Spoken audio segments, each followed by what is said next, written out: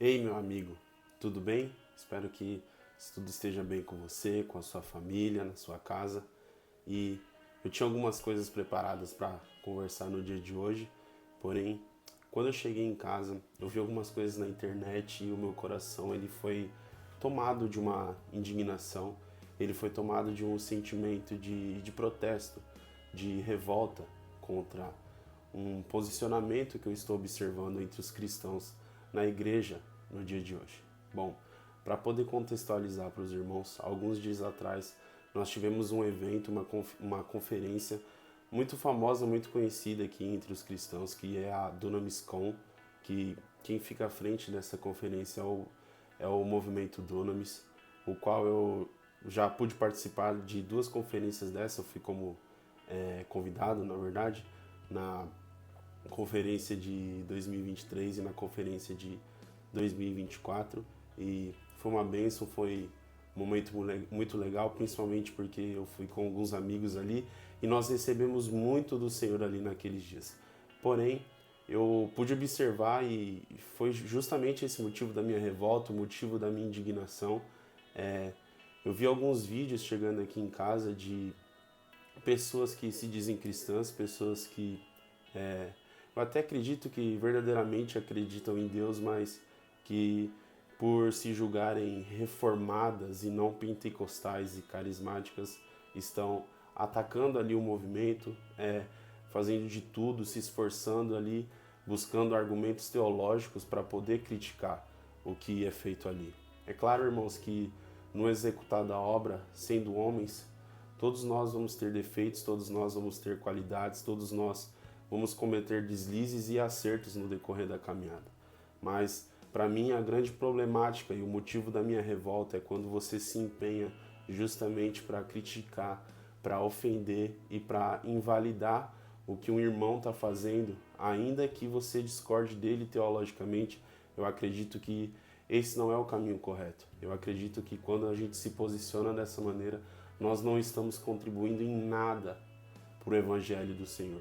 Ainda que eu não tenha os melhores argumentos teológicos para defender os irmãos que trabalharam nesse movimento, que trabalham nesse movimento e que trabalharam nessa conferência, ainda que eu não tenha os melhores argumentos teológicos para poder debater essas pessoas que estão depositando toda energia para criticar e para invalidar um trabalho que é feito, eu fico com esse versículo que está aqui em 1 Coríntios 2, do versículo 1 até o versículo 5, uma passagem que é muito marcante e muito especial para mim.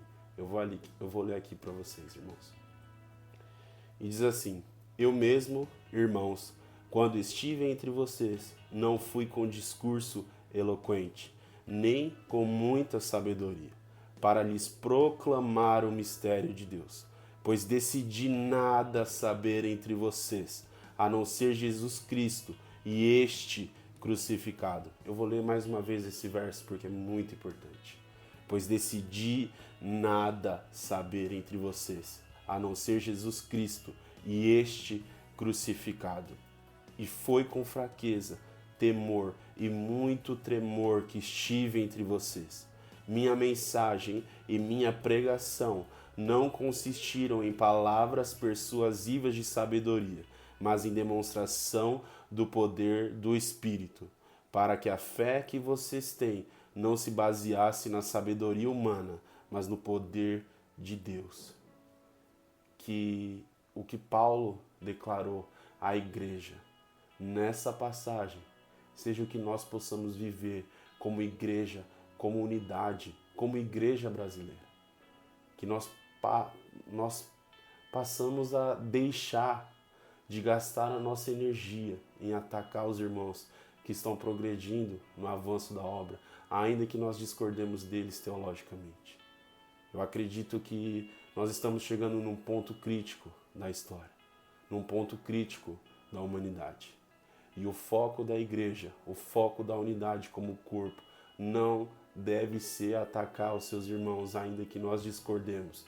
Chegou a hora de deixar a vaidade de lado. Chegou a hora de deixar o orgulho para trás e fazer como Paulo. Decidir não saber nada entre os irmãos, a não ser a centralidade de Cristo no Evangelho, mantendo o respeito e a palavra, mas sem anular e invalidar o poder do Espírito Santo. A centralidade da nossa pregação sempre vai ser a salvação por meio de Jesus Cristo. Esse deve ser o nosso critério principal para avaliar os irmãos e as igrejas. Eu acredito que é muito perigoso o que eu estou dizendo aqui, sim, mas chegou o momento, irmãos, porque o mundo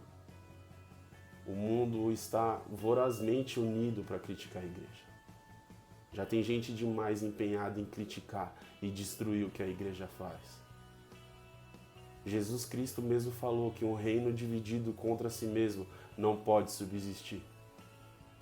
Quando nós vamos cessar com as divisões e nos unir como corpo para amadurecer e crescer juntos?